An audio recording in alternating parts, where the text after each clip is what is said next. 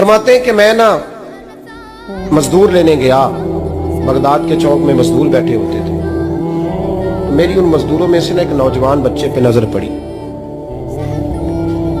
بڑا کمزور سا وجود تھا لیکن چہرے پر عبادت کا نشان تھا، ماتھا بتاتا تھا کہ نماز کا بڑا خیال رکھتا ہے۔ میں اس کے قریب گیا، چہرے بھی بڑا کچھ بتاتے ہیں نا، چہروں میں بھی بڑی رانائی ہوتی ہے۔ فرماتے ہیں میں قریب گیا، میں نے اس کو کہا بیٹے مزدوری کرو گے؟ تو کہنے لگا مزدوروں میں بیٹھا ہوں تو ضرور مزدوری کے لیے ہی تو بیٹھا ہوں۔ تو میں نے کہا کہ چلو پھر، کہنے لگا نہیں میری کچھ شرطیں۔ میں نے کہا بتاؤ؟ کہنے لگا پہلی شرط یہ ہے کہ لوگ 4 دینار دیہاڑی لیتے ہیں، میں 3 دینار لوں گا۔ میں نے کہا یار بھائی تو بڑی بہترین ہے، باقی بھی اس طرح کی رکھ لے۔ اس نے کہا حضور دوسری شرط یہ ہے کہ میں آپ کی مکمل بات مانوں گا لیکن جب اذان ہو جائے گی پھر آپ کی نہیں سنوں گا۔ تیسری بات اس نے یہ کی کہ حضور میں آپ کے گھر میں کام کروں گا پر آپ کی کسی